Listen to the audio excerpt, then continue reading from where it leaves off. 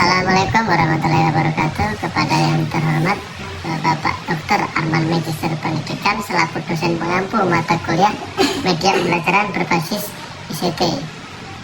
Perkenalkan, nama saya Ferdi Setiawan dengan NPM 065. Pada video kali ini saya akan menjelaskan resume pada pertemuan minggu lalu mengenai konsep dasar media pembelajaran. Baik, langsung saja untuk materi yang akan saya jelaskan. Konsep dasar media pembelajaran berbasis ICT. Berbicara soal media sendiri, itu adalah saluran komunikasi atau sebuah perantara. Pesan media juga merupakan alat yang sangat membantu di dalam setiap aktivitas kegiatan dalam proses belajar mengajar. Nah, media sebagai suatu yang dapat menyampaikan informasi dan pemahaman antara interaksi guru dan peserta didik. Jadi dapat disimpulkan media pembelajaran adalah alat yang dapat membantu proses pembelajaran untuk memperjelas pesan ataupun memperjelas informasi yang disampaikan agar lebih mudah dipahami oleh para peserta didik. Nah, dalam media belajar ini juga dapat berupa video, gambar, buku, dan lain sebagainya. Di dalam pembelajaran media yang digunakan sebagai alat yang membantu dalam proses pembelajaran yang disampaikan oleh guru dan peserta didik dapat memberikan feedback ataupun timbal balik dari informasi yang sudah disampaikan oleh guru.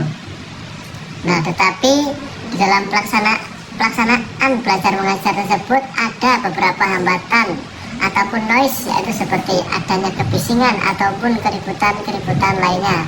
Tujuan pemanfaatan media pembelajaran yang pertama itu ada memperjelas penyajian pesan agar tidak terlalu bersifat verbalitas sehingga mempermudah peserta didik dalam memahami pesan yang disampaikan. Nah, maksudnya pesan yang kita sampaikan ini tidak menggunakan bahasa yang terlalu sulit untuk dipahami oleh peserta didik di dalam proses pembelajaran.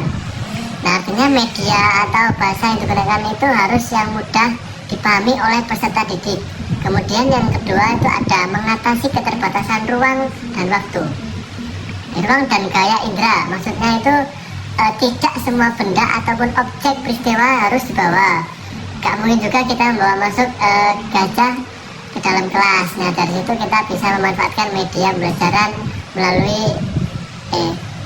melalui penayangan video dan lain-lain sebagainya. Kemudian yang ketiga ada menarik minat perhatian peserta didik dalam proses pembelajaran. Nah, kita sebagai calon guru tentunya itu harus bisa menarik minat perhatian siswa. Salah satunya menggunakan media seperti menyajikan video poster sehingga peserta didik ini tidak merasakan kebosanan dalam melaksanakan pembelajaran. Kemudian yang keempat yaitu menimbulkan gairah belajar peserta didik. Dalam hal ini sama aja dengan adanya media pembelajaran, tentu dapat menimbulkan gairah atau semangat belajar. Kemudian yang kelima ini ada memungkinkan terjadinya interaksi yang lebih langsung antara peserta didik dengan lingkungan.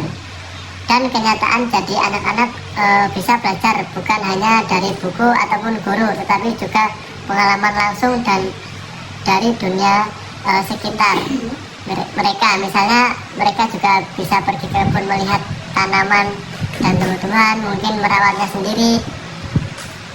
Dengan cara ini mereka bisa lebih memahami konsep yang diajarkan karena mereka merasakan secara langsung. Kemudian yaitu kedudukan dan fungsi media pembelajaran. Yang pertama yaitu menginformasikan tujuan pembelajaran. Media pembelajaran itu sangat penting untuk memberitahu siswa apa yang dicapai dalam pembelajaran. Misalnya sebelum memulai pembelajaran, guru bisa pakai e-slide ataupun poster supaya siswa mengerti apa yang harus mereka pelajari dan kenapa itu penting. Nah, kemudian yang kedua itu ada memotivasi peserta didik. Kemudian yang ketiga yaitu menyajikan informasi dasar media, jadi alat untuk menyampaikan informasi dasar yang perlu diketahui siswa. Misalnya tentang belajar ekosistem guru menggunakan gambar atau yang menjelaskan komponen-komponen dalamnya.